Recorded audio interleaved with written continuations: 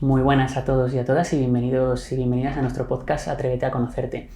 En este episodio vamos a hablar del duelo en los niños y las niñas. El tema del duelo es algo complicado que ya de por sí es difícil hablar sobre ello, entenderlo y vivir ese difícil momento, ¿no? Y claro, si hablamos del tema del duelo en los niños, es algo todavía más complejo y más difícil, ¿no? Sobre todo como padre, madre o familiar hacia un niño o niña, es complicado, ¿no? Cómo poder darle esta noticia y cómo poder gestionar esa difícil situación. Además es un tema muy desconocido también y que, bueno, el objetivo del podcast de hoy es dar un poco de luz sobre este tema, hacer que podamos ser un poquito más conscientes de las diferentes dificultades, también incluso mitos que giran en torno a todo ello y bueno, y en fin último poder ayudar a todas aquellas familias, madres, mamás, papás que, bueno, pues que tengan que pasar por este difícil momento, ¿no? Para esto estoy aquí con Laura Redondo. Ella es psicóloga y neuropsicóloga aquí en Sinius, en nuestro equipo. Ella trabaja con todas las poblaciones, pero también tiene una gran especialización en la psicología infanto-juvenil. Y pues bueno, hoy con ella, junto a ella, vamos a intentar profundizar un poco más en todo este tema y que nos pueda ayudar a entenderlo mejor y enfrentarlo de la mejor manera posible cuando tengamos que pasar por estos momentos, ¿no? Muy buenas, Laura. Buenas, Álvaro, ¿cómo estás? Muy bien, ¿y tú? Bien también, gracias. Me alegro.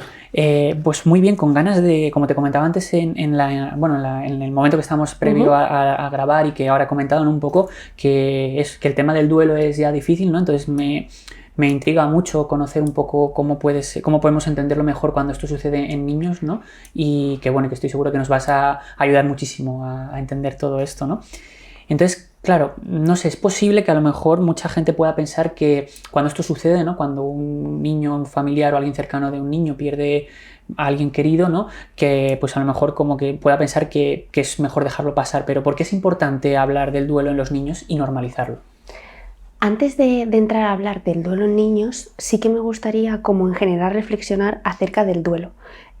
A veces creo que tenemos la sensación de que la palabra duelo se relaciona directamente con algo que tiene que ser un problema o que es un problema psicológico, un trastorno que se debe de tratar, pero realmente la palabra duelo es un término que utilizamos para describir un proceso que es natural y esperable cuando ocurre una pérdida, ¿no? Entonces esto absolutamente para todos. Y en el caso de los niños, igual.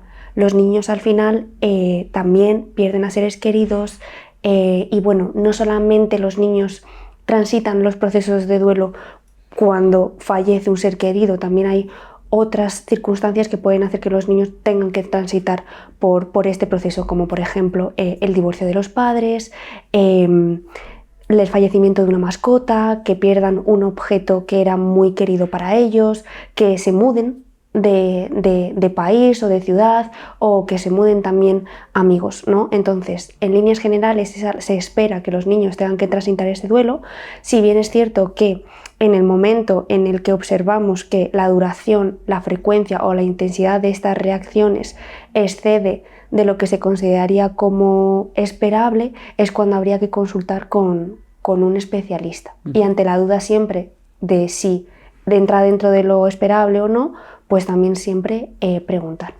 Claro, totalmente, ¿no? Porque al final, como tú dices, es algo natural que es inevitable, ¿no? Es algo en lo que tal vez nos une a todos, que vamos a pasar por esos momentos y que, claro, pues que tenemos que entender que es parte del proceso y que, como tú dices, en cuanto observemos que pueda haber esas señales, ¿no? Que ahora te preguntaré por ellas, que nos puedan un poquito decir, vale, esto ya pues está siendo demasiado largo, Exacto. Ahí consultar, ¿no? Entonces, en línea para entender cuándo es ese momento, ¿cuáles dirías tú que son esas señales de alarma que pueden indicar que un niño necesita ya ayuda profesional, ¿no? Perfecto. O sea, después de haber entendido que es algo normal y esperable, pero que es verdad que se puede complicar, dentro del tema del duelo en niños hay que también tener en cuenta otra cosa, y es que la manera en la que nos dirigimos a ellos, la información que les damos, la manera en la que nos expresamos o los signos de alerta a los que tenemos que estar digamos, pendientes, depende mucho de la edad del niño.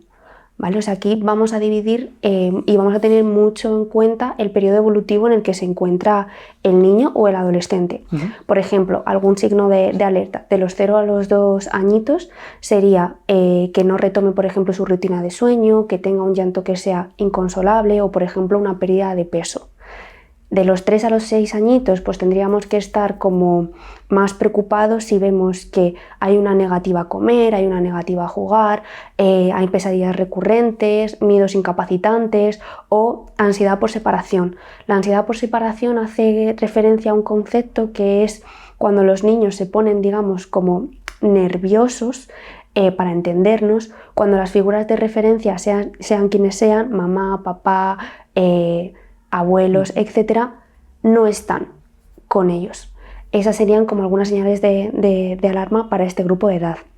Luego, de los 6 a los 10 años, por ejemplo, que haya como una bajada en el rendimiento escolar. Somatizaciones. ¿Qué son las somatizaciones? Pues quejas físicas, dolores de cabeza o dolores de estómago, pero que no tienen una explicación médica, que es algo como que a causa de algo emocional. Luego también, por ejemplo, en su caso, pues también mucha ansiedad por separación, agresividad también. Luego, por ejemplo, si subimos un poquito más, de los 10 a los 13 años, tendríamos que estar pendientes si, por ejemplo, se aíslan, si como que se ponen como mucha responsabilidad o excesiva responsabilidad sobre sus hombros, si también vemos que hay como mucha tristeza o por el contrario como que hay mucha insensibilidad, como que no se siente nada, ¿no? También si hay muchos cambios en el rendimiento escolar, en cambio de rutinas en general para todos, de duermo más, duermo menos, como más, como menos, etcétera, ¿no? Y por último, en adolescentes, que se inicie algún consumo de sustancias o si ya había un consumo que se aumente, que haya pensamientos recurrentes sobre la muerte, que se culpabilice, por ejemplo, a la persona que dio la noticia del fallecimiento, que sea difícil para ellos como volver a adaptarse al colegio o que haya pues pensamientos o ideación suicida. Genial, genial. Además, creo que como tú decías, ¿no? Que es no interesante, sino importante diferenciar en función del grupo de edad, ¿no? Porque claro, al final como los niños están en desarrollo, claro, no va a ser la misma señal en un niño de menos de 2 años que en, como tú comentabas, un adolescente o alguien más de 12 años, ¿no? Que claro, al final pues obviamente tenemos que guiarnos por esa parte, ¿no? Y es un apunte muy, muy fundamental para tenerlo en consideración. Y luego, bueno, como en casi cualquier tema, siempre giran en torno a él mitos, ¿no? Eso es. Entonces, ¿hay algún mito en torno a todo el tema de duelo de niños? Sí hay. Vale. El primero, ¿no?, de ellos es que los niños, por ejemplo, no hacen procesos de duelo. ¿No? Esto no es cierto. Los niños realizan procesos de duelo y un proceso de duelo, ¿qué significa? Es como el duelo, ¿no? Normalmente, digamos que se empieza a realizar porque hemos perdido algo. Puede ser porque una persona ha fallecido o porque había algo o alguien que estaba presente en nuestra vida y ahora no está. Entonces, el duelo lo que nos ayuda es a reubicarnos en nuestra nueva realidad, sin que lo que queríamos o la persona a la que queríamos esté ya presente, ¿vale? Entonces, todos realizamos procesos de duelo. ¿Por qué? Porque el ser humano tiene la capacidad innata de apegarse a los demás y a establecer relaciones con los demás. Entonces, cuando esa relación acaba, por algún motivo que sea, yo tengo como que gestionar todo eso. Y los niños, por eso, y los adolescentes, transitan procesos de duelo igual que los adultos, aunque obviamente con sus características personales, porque no son pequeños adultos, son niños. Totalmente. ¿Y hay algún mito más? Sí, aparte de que los niños no procesan el duelo, tenemos otro mito de que no se enteran, ¿no? de lo que está ocurriendo. Esto no es así. Evidentemente no pueden comprender las situaciones igual que las comprende un adulto, pero tampoco debemos pretender que lo hagan porque son niños, ¿no? Esto es como en el instituto. A la gente del instituto les podrás explicar el funcionamiento del sistema solar de una manera y a los niños de 6 años de otra, pero el concepto general sigue siendo el mismo, ¿no? Entonces, no nos engañemos, sí se dan cuenta. A lo mejor no saben exactamente qué está ocurriendo, pero se dan cuenta de si hay cambios, en las rutinas, saben leer si nosotros estamos más preocupados, menos preocupados, más tristes, menos tristes, observan cosas, ¿no? Entonces, es cierto que no debemos de darle toda la información o la misma información o de la misma manera que lo haríamos con un adulto, pero sí que es bueno ofrecerle información adaptada a su edad. ¿Por qué? Porque hay que imaginarnos, ¿no?, como que ellos tienen una historia en su cabeza a la que le faltan párrafos o le faltan frases.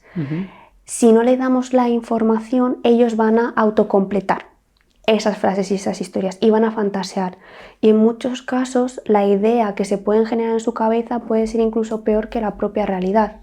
Ejemplo, el abuelo ya no está. Yo soy consciente de que ya no estamos yendo a ver al abuelo todos los domingos, pero no sé por qué está ocurriendo eso. Entonces yo puedo empezar a pensar que la última vez que le vi derramé un zumo y a lo mejor él se ha enfadado conmigo y entonces ya no me quiere ver.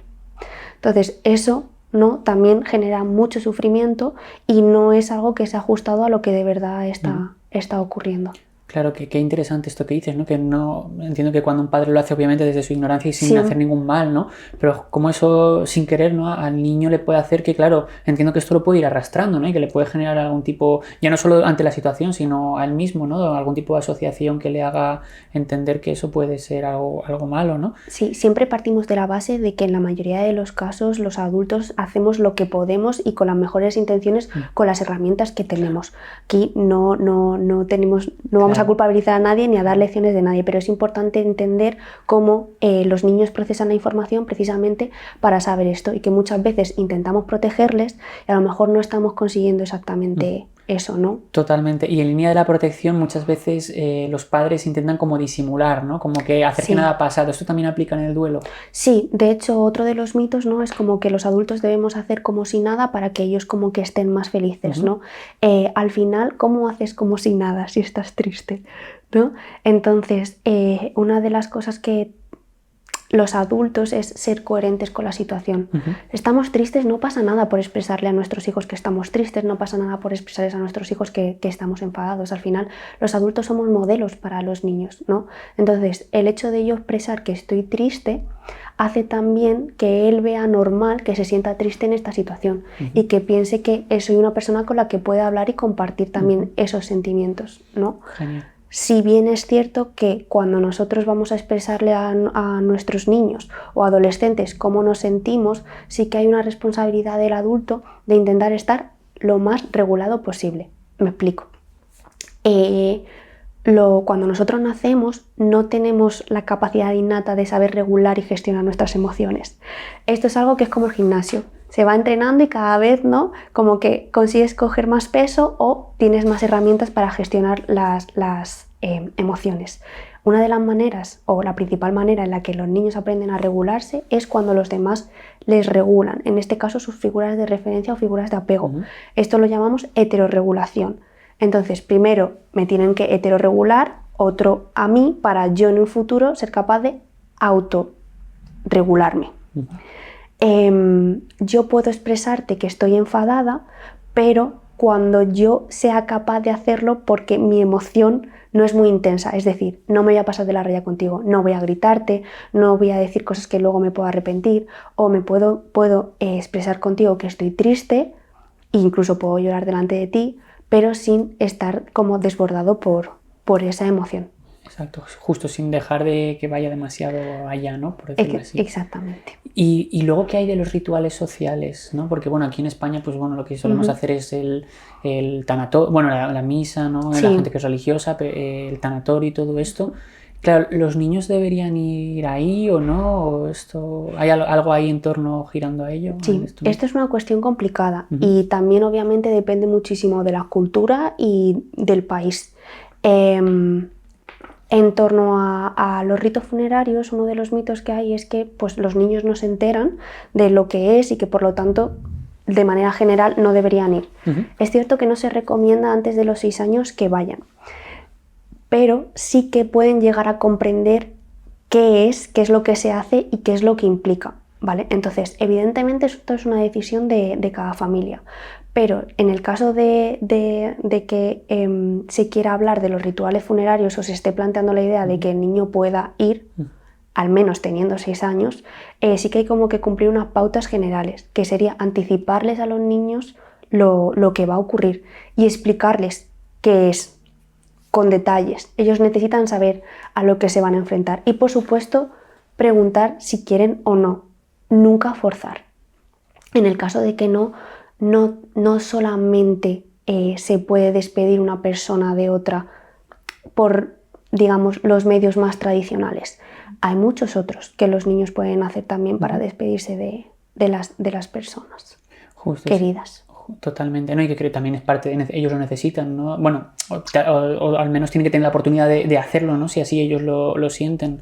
Pero sí, muy importante lo que tú dices de que, claro, sepan a dónde van, ¿no? Al igual que supongo que cuando se les dice, pues vamos a ir ahora al dentista o al médico o lo que sea, pues bueno, que también en estos casos sepan lo que se van a encontrar, ¿no? Porque si no luego puede suponer un agobio, ¿no? Para ellos de encontrarse ahí de repente y decir esto qué es y que les pueda afectar incluso más, ¿no? Eso es. Me imagino. Y luego, ¿qué hay sobre hay algún mito en torno a cómo debemos estar los adultos o los que acompañamos a los niños en torno a cuando estamos viviendo esta situación? Hay veces que también utilizamos expresiones con los niños como no estés triste porque si no la persona fallecida estará triste, Exacto. ¿no? Entonces, volvemos a lo mismo. ¿Qué estoy intentando hacer?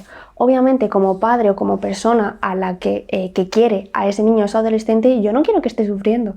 Obviamente, porque está sufriendo él, yo lo estoy sintiendo, estoy sufriendo yo también, pero la muerte es algo que es inevitable y que en algún momento u otro es que va a ocurrir, ¿no? Es triste, pero es normal que sea triste, ¿no? También hay que entender que las emociones son también naturales, incluso las desagradables. Entonces, las emociones, aparte de ser subjetivas, es decir, propias de cada persona, nosotros dos en la misma situación nos sentiríamos de una manera diferente seguramente, son reactivas. ¿Qué quiere decir que las emociones sean reactivas? Que aparecen sin que tú tengas que hacer nada para que aparezcan. O sea, ellas vienen y ya tú lo gestionas. Entonces, que el niño se sienta triste tras la pérdida de un ser querido es algo completamente coherente y lógico. Porque la tristeza me está intentando decir que he perdido algo que yo quería, ¿no? Y me ayuda a conectar con eso y a transitar, a reubicar la nueva realidad. Entonces, aunque lo hagamos para intentar protegerles, por muchos que les digamos que no estén tristes, no va a hacer que no se sientan tristes, porque la tristeza vendrá si tiene que venir. Exacto. Y aparte de eso, podemos generarles más culpa. Porque piensen que cuando ellos se sienten tristes, que encima es algo que no pueden controlar, que venga la persona fallecida, que sería una persona relevante para ellos, también se está encontrando mal, ¿no? Entonces, con ese tipo de cosas hay que tener cuidado. Claro, totalmente, sí. Con todo en general, ¿no? Como estamos viendo al final, que justo son cosas que aparentemente pues fáciles no son, ¿no? Pero que pensamos que podemos tener como ese dominio, ese control, que también se suma todo el tema de los mitos y todas las creencias populares que giran en torno a lo que se ha estado haciendo siempre, pero claro, como tú bien sabes, pues bueno, vamos descubriendo un montón de cosas que nos van dando más luz sobre cómo realmente pues deberíamos enfrentar estas cosas, ¿no? Eso es. Antes nos comentabas en uno de los mitos que los niños no se dan cuenta de lo que sucede tras la pérdida, ¿no? Como que el niño no se entera de ello. Y bueno, nos has comentado obviamente que esto es un mito, que realmente sí pasan por... O sea, sí que se dan cuenta, son conscientes en su medida, pero ¿por qué es un error pensar que los niños no se dan cuenta o que no atraviesan procesos de duelo? Desde luego, al final, cuando nos enfrentamos a una pérdida es una situación muy complicada para todo el mundo, ¿no? Entonces, el adulto también está pasando por todo eso. Entonces es como una cosa más que gestionar, ¿no? Y es complicada porque dices, ¿qué hago? ¿Cómo lo hago? Es que es normal que tengas todo este tipo de dudas, ¿no? Entonces muchas veces o lo posponemos o lo evitamos porque al final no es cómodo, ¿no? Pero el hecho de que pensemos que o no transitan o no viven o no se dan cuenta no hace que eso no sea verdad. Quiero decir, están transitando por eso y sí se dan cuenta de que están ocurriendo cosas. Por lo tanto, al final, en la medida de lo que se pueda, pues intentar gestionarlo de la mejor manera para darles la información que necesitan para ayudarles a no solamente validar sus emociones y expresarlas, sino a transitar mejor toda la nueva situación. Genial. Pues eso es importante tenerlo en consideración, ¿no? Y claro, antes nos comentabas que el tema de las señales de alarma, ¿no? De cómo las señales de alarma son diferentes en cada tipo de edad, ¿no? Y esto también aplica al cómo cambia la comprensión de la muerte en los niños según su etapa de desarrollo. Vale. Los niños es verdad que toman como contacto con mucha facilidad con el concepto de la muerte. Pero es como que a medida que van creciendo van añadiendo como capitas o detalles a ese concepto, ¿vale? De manera general, digamos que el concepto de muerte tiene 4 características, ¿vale? La primera de ellas es la irreversibilidad, la segunda es la universalidad, la tercera es la no funcionalidad y la cuarta es la causalidad. La primera de ellas hace referencia a que una vez que la persona ha fallecido nunca va a volver. La segunda hace referencia a que todos los seres vivos va a llegar un momento en el que fallezcan. La no funcionalidad hace referencia a que cuando fallecemos las funciones vitales y los órganos dejan de funcionar, se paran.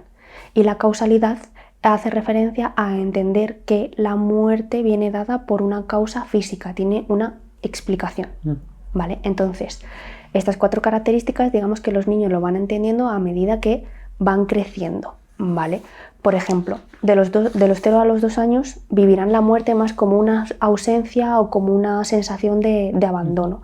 Y en este periodo son muy sensibles a las reacciones emocionales que tengan los cuidadores principales. De los 3 a los 6 añitos piensan que la muerte es algo temporal y es algo reversible, es decir, que bueno, vale, me estás diciendo que ha fallecido, pero pues luego a lo mejor no, puede volver.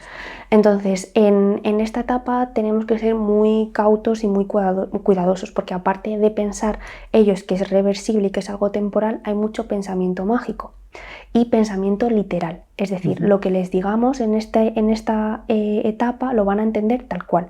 Por ejemplo, si yo te digo el abuelo se ha ido a la compra, ellos literalmente van a entender que se ha ido a la compra. O si te digo que el abuelo ha subido, se van a pensar que ha subido a algún sitio. Entonces, en esta etapa sería recomendable evitar metáforas e intentar ser pues, lo más literales posibles con ellos. Siempre, obviamente, con un lenguaje sencillo y adecuado a su edad.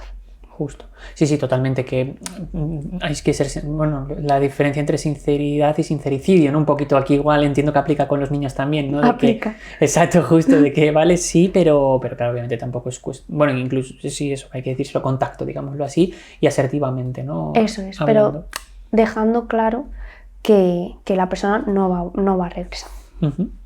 ¿Y de 6 años en adelante? De los 6 a los 12 años, perdón, de los 6 a los 9 años ya entienden que es algo irreversible, entienden también que todos los seres vivos fallecen, pero todavía no tienen como concepto de la propia muerte, ¿vale? Y luego de los 9 a los 12 años, pues a las características de los 6 a los 9, es decir, que es irreversible y que es universal, se añade el que ya empiezan a ser conscientes de que ellos también pueden morir, ¿no? Entonces es esperable que en este periodo de edad aumenten las preocupaciones acerca de que les pueda suceder a sus seres queridos en su entorno. Vale, genial. Y luego nosotros como adultos o cualquier persona que esté con los niños, ¿qué es lo que necesitan los niños de los adultos cuando están atravesando este proceso de duelo, ¿no? ¿Qué nosotros como adultos podemos hacer para facilitarles un poco ese momento, ¿no? Pues mira, una de las cosas más básicas sería utilizar un lenguaje sencillo y adaptado a su edad. Intentar ser concisos, es decir, no como alargar mucho las historias o dar muchas vueltas, intentar ser concisos, ¿no? Por supuesto, ser asertivos. Lo que he dicho antes de cuando nosotros le estemos dando esa información, estar lo más estables posibles dentro de que obviamente no hay que olvidar que nosotros como adultos también estamos transitando por una situación complicada, saber también elegir como el momento y estar abiertos. O sea, estar abiertos a las preguntas que tengan, a los comentarios que tengan y a sus propias emociones. Escucharles, validarles y facilitar esa expresión emocional.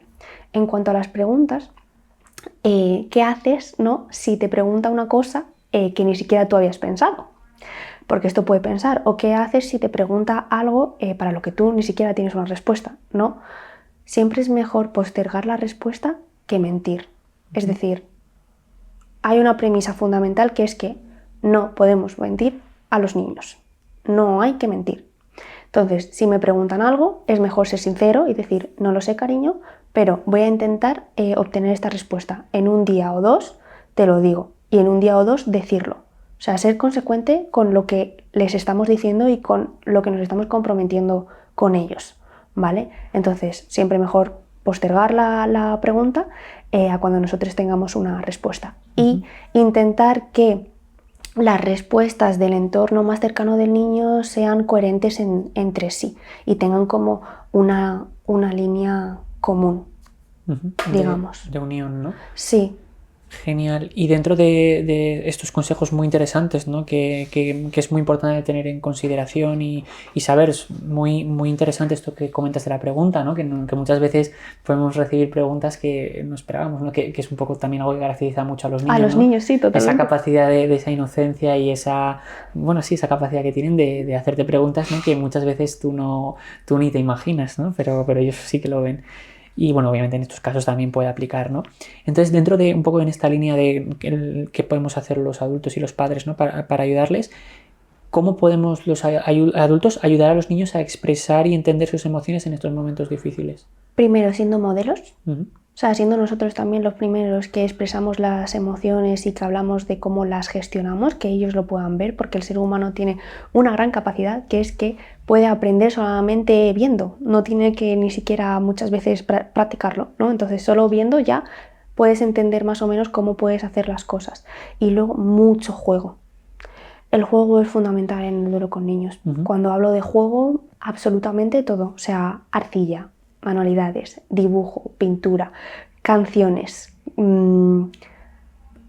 juguetes, Playmobiles, lo que sea, pero mucho juego. Genial, sí, al final el juego también grabábamos con otra compañera un podcast sobre el juego, ¿no? Que en etapa infantil es súper importante. Bueno, y también ella decía, y es verdad que luego se lo preguntaba yo, como incluso en la etapa adulta, ¿no? O sea, como que el tema de jugar... Por supuesto. Claro, que jugar no es solo una cosa de niños, que se asocia mucho con niños y por supuesto es fundamental para el desarrollo, pero también que como adultos, obviamente otro tipo de juegos, pero que también Nos viene muy bien, es también. algo muy fundamental, totalmente. Y bueno, pues antes de acabar, ¿te gustaría añadir alguna cosa o dejar algún mensaje que quieras? Sí, es cierto que, o sea, este tema es muy complicado.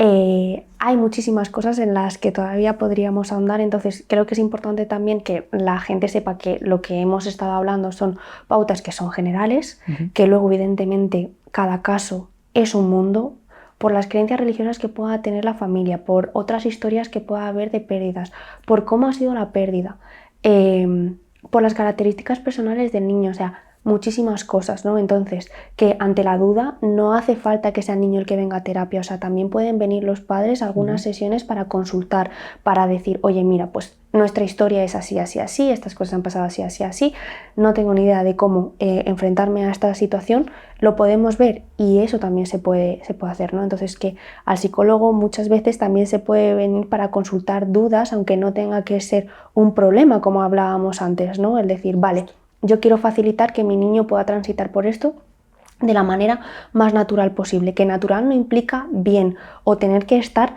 perfectamente y alegre, sino natural, o sea, triste, rabioso, frustrado, impotente, un montón de cosas, ¿no? Entonces, que se sepa que eso es algo también en lo que podemos ayudar más con el parenting, ¿no? Como en ese asesoramiento a los padres. Justo aceptar las emociones, porque como tú también decías al principio, todas son válidas cada una, pues bueno, es lo que tú decías, vale, estoy sintiendo esto, pero ahora, vale, voy a entrar en ello a ver qué me está diciendo, ¿no? Pero que todo es válido.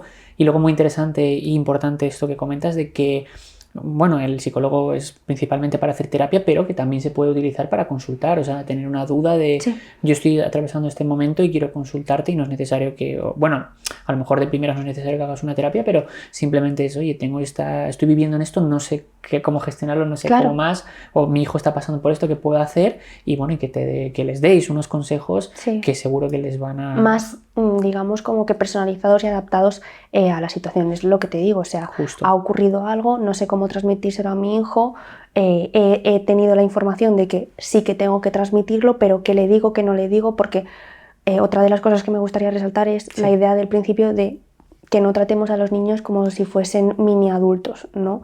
Que se enteran de las cosas, que sí, pero que siguen siendo niños. Entonces hay que como saber cómo hacerlo, ¿no? Y cómo aproximarnos a esta situación o a su realidad. Y eso es algo en lo que también se puede apoyar. Genial. Pues Laura, muchísimas gracias por toda esta información tan maravillosa que nos has compartido, por toda esta luz que has dado a seguro muchas mamás y papás y familias que bueno, que o han pasado por esto o están pasando por esto o conocen a alguien que esté pasando por esto, ¿no? Porque son temas duros y que bueno, cuando alguien que es conocedor del tema desde su experiencia y desde su profesionalidad nos puede dar un poquito de consejos, un poquito de luz, pues siempre hace que sea un poquito menos duro y menos difícil. Así que muchísimas gracias por compartir este mensaje tan importante. Gracias a ti, Álvaro.